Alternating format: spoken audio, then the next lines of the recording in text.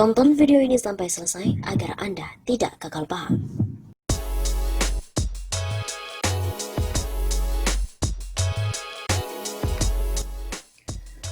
Bukan hanya Prabowo dan Tito yang akan kendalikan pemerintahan pasca kudeta.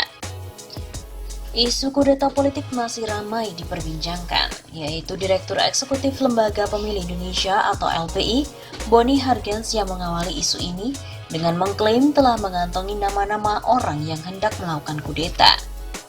Kudeta atau gimmick politik saja, sindir Wakil Ketua Majelis Syuro PKS Hidayat Nur Wahid dalam akun Twitter pribadinya sesaat yang lalu pada hari Selasa 9 Juni. Lebih lanjut, dia juga menyinggung opini yang menyebutkan bahwa Menteri Pertahanan Prabowo Subianto dan Menteri Dalam Negeri Tito Karnavian akan mengendalikan pemerintahan jika terjadi kudeta. Menurutnya, aturan mengenai pengendalian pemerintahan pasca kudeta telah diatur dalam Undang-Undang Dasar 1945 Pasal 8, di mana bukan hanya Prabowo dan Tito yang akan memimpin negeri pasca kudeta, tapi juga ada keterlibatan Menteri Luar Negeri yang saat ini dijabat oleh Retno Marsudi. Jadi bukan hanya duet tersebut yang kendalikan pemerintahan, melainkan Menlu, Mendagri, dan juga Menhan. Begitu tegasnya. Masa kepemimpinan itu pun hanya berlaku selama 30 hari. Tugas utamanya juga bukan untuk menyelenggarakan pemilu, memilih presiden dan wakil presiden. MPR yang akan menggelar sidang untuk pilih presiden dan wakil presiden yang baru. Begitu pungkasnya.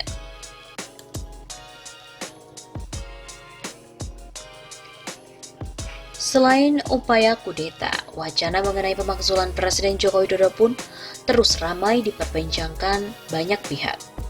Di mana isu ini memang berawal dari pernyataan Direktur Eksekutif LPI Boni Hargens yang dianggap oleh banyak kalangan sebagai sesuatu yang belum mungkin terjadi. Akan tetapi Direktur Eksekutif Center of Public Policy Studies (SPPS) Bambang Istianto juga memiliki pandangan yang berbeda. Sebab dia melihat kondisi pandemik corona atau COVID-19 membuka setiap potensi bisa terjadi. Dalam politik, sesuatu yang tidak mungkin dalam waktu singkat berubah jadi mungkin. Ujar Bambang Istianto kepada redaksi RMOL pada hari Selasa 9 Juni. Indikasi memungkinkan terjadinya kudeta, terang Bambang, bisa dicermati dari faktor internal yang berkembang saat ini. Ia mengurai faktor internal seperti munculnya faksi-faksi dalam kekuasaan memberikan sinyal yang menginginkan terjadinya pergantian kekuasaan. Di samping itu, melemahnya kapasitas pemerintah dalam menanggulangi pandemi COVID-19 berdampak serius terhadap terpuruknya kondisi makro maupun mikroekonomi dalam negeri. Kedua hal tersebut menurut Bambang semakin menggerus kepercayaan publik kepada pemerintah. Kemudian ditambah kelompok penekan bersuara semakin kencang mulai dari kampus UGM melalui webinar yang bertajuk Pemakzulan Presiden juga menghangatkan suhu politik di Indonesia. Bambang juga menyebutkan penegakan hukum yang dilakukan oleh pemerintah juga bisa menjadi pemicu kudeta pemerintahan. Faktor ini bisa menjadi push faktor pemakzulan tersebut. Kasus hukum yang menimpa seorang pemberani seperti Ruslan Buton menuntut mundur Presiden Joko Widodo melalui medsos menjadi indikasi reaksi publik semakin mengeras. Begitu katanya.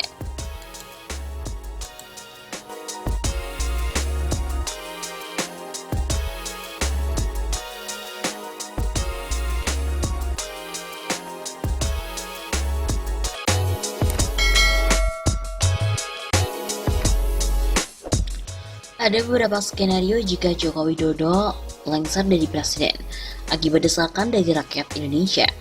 Skenario yang pertama, skenario normatif jika presiden berhalangan tetap, maka otomatis wakil presiden menggantikan sampai masa jabatannya habis, sesuai dengan Undang-Undang Dasar 1945, Pasal 8 Ayat 1. Begitu kata pengamat politik Tarmizi Yusuf dalam pernyataan kepada wartawan beberapa waktu yang lalu. Kata Tarmizi, skenario Wakil Presiden Ma'ruf Amin menjadi presiden dapat terlaksana bila kondisi normal tanpa gejolak politik. Apalagi Ma'ruf bukan dan tidak punya posisi strategis di partai. Beda saat posisi Habibie pada tahun 1998. Dengan posisi politik Ma'ruf Amin saat ini, sulit diterima oleh partai politik. Posisi bergaining Ma'ruf Amin yang lemah menyulitkan skenario ini diterima semua pihak. Ungkap Tarmizi. Menurut Tarmizi lagi, skenario kedua, Presiden dan Wakil Presiden dituntut untuk mundur secara bersama-sama, maka menurut Undang-Undang Dasar 1945, Pasal 8 ayat 3, pelaksana tugas kepresidenan adalah triumvirat menteri, yaitu Menteri Luar Negeri, Menteri Dalam Negeri, dan juga Menteri Pertahanan. Dalam tempo selambat-lambatnya, 30 hari MPR memilih presiden dan wakil presiden baru yang diusulkan oleh partai politik atau gabungan partai politik. Skenario kedua, kuat pasangan yang akan muncul adalah yang diusung koalisi PDIP dan Gerindra dengan total suara 31,9% yang terdiri dari PDIP 19,33% dan Gerindra 12,57%, yaitu Prabowo Subianto dan juga Puan Maharani. Butuh 19,1% untuk memenangi pemilihan di MPR. Begitu ungkapnya.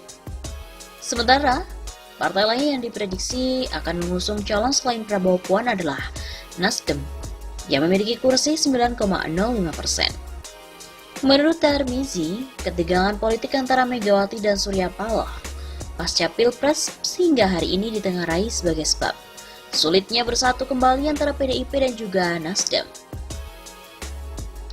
Adanya perbedaan dan agenda politik di antara keduanya menyebabkan Megawati dan Surya Paloh pun pecah kongsi. Selain ketiga partai itu, kemungkinan akan merapat pada salah satu koalisi yang ada dan kecil kemungkinan terbentuknya poros baru. Dengan bergabungnya PKS, PAN, dan juga P3, dengan total suara 19,57% otomatis, Prabowo Puan akan menang lebih dari 51%, belum termasuk 136 kursi DPD atau sekitar 19%. Prediksi suara DPD akan terpecah. Kata Tarmizi lagi, skenario ketiga mirip seperti peristiwa 1998. Terjadi chaos berkepanjangan sehingga Jokowi sebagai presiden mengeluarkan semacam super semar atau instruksi presiden tahun 1998 tentang Panglima Komando Operasi Kewaspadaan dan Keselamatan Nasional yang diberikan Soeharto kepada Wiranto. Gonjang-ganjing ABRI ketika itu diprediksi Wiranto tidak berani untuk menggunakan Inpres tahun 98, seperti Soeharto menerima super semar dari Soekarno. Mungkinkah Jokowi saat terdesak menerbitkan hal serupa seperti Soeharto pada tahun 98? Inpres bukan kepada Panglima TNI, melainkan perintah pemulihan keamanan kepada KSAD Jenderal Andika Perkasa. Kecuali ada pergantian Panglima TNI oleh Andika Perkasa dalam beberapa bulan ke depan. Selain itu, ia mengatakan Jokowi sebagai Presiden Indonesia ke-7 sedang menghadapi tantangan sangat-sangat berat. Ekonomi terpuruk, korupsi merajalela, dan Omnibus Law RUU Cipta Kerja bisa menyebabkan krisis politik yang berujung lengsernya Jokowi. Lalu bertahankah Jokowi? Lihat dan tunggu dalam beberapa bulan ke depan apa yang akan terjadi.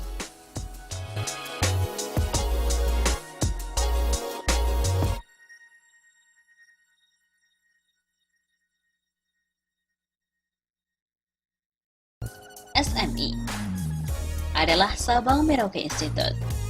Direkturnya adalah Syaganda Nenggolan. Memprediksi rezim Jokowi bakal kolaps dalam 6 bulan ke depan. Tak hanya itu, dia juga memprediksi pertumbuhan ekonomi Indonesia hanya akan merosot tajam ke angka 2%. Hal itu pun ditengarai akibat mega korupsi yang tengah merajalela di negeri ini. Salah satunya adalah kasus PT Asuransi Jiwasraya, PT Asabri, dan sejumlah perusahaan yang berada di bawah BUMN lainnya. Pertumbuhan ekonomi juga dipengaruhi oleh adanya virus corona atau COVID-19 yang secara otomatis mempengaruhi hubungan dagang antara Indonesia dan juga Cina. Syaganda pun juga menduga mega korupsi Jiwasraya merupakan permainan para penguasa. Direktur PT Hanson International, Beni Cokro Saputro, tak hanya bermain di Jiwasraya tapi juga di beberapa perusahaan asuransi plat merah lainnya. Beni ini bermain, mengendalikan baik asuransi Jiwasraya, Asabri, dan lain-lain. Itu menggurita kemana-mana. Itu permainan kekuasaan, ujar Syaganda dalam sebuah diskusi di Jakarta Selatan pada hari Kamis 5 Maret. Mega korupsi yang terjadi di era Presiden Jokowi merupakan kasus dengan kerugian terbesar sepanjang sejarah Republik Indonesia. Saat B.J. Habibie memimpin Republik Indonesia, kerugian negara akibat kasus Bank Bali hanya 400 miliar rupiah, dan itu sudah heboh seluruh negeri. Pada era Susilo Bambang Yudhoyono, pembobolan Bank Senturi 6,7 triliun rupiah. Juga itu sangat heboh. DPR pun juga membentuk pansus. Sementara katanya mega korupsi di era Jokowi jauh lebih gila. Sebab katanya negara rugi hingga puluhan triliun dan masih ada elit yang menutup-nutupi dan menganggap semua ini enteng dari kasus-kasus tersebut. Di bidang ekonomi, beberapa ekonom telah memprediksi pertumbuhan ekonomi akan stagnan di bawah 5%. Menteri BUMN Erick Thohir juga menyebut pertumbuhan ekonomi hanya 4% karena ada virus corona. Sementara untuk ekonomi senior, Rizal Ramli juga memprediksi hanya 4% saja. Kalau kata Syaganda, dia pun sudah tak bisa percaya lagi. Dan dia memprediksi hanya 2%, karena tidak ada lagi yang masuk dari Cina. Dengan semua masalah itu, dia memprediksi rezim Jokowi pun akan ikut terseret. Dan bayangannya, kalau Jokowi ini nggak pintar-pintar untuk mencari solusi, dia akan kolaps hanya dalam 6 bulan saja. Dan Syaganda pun sudah mempelajari semua itu. Begitu katanya.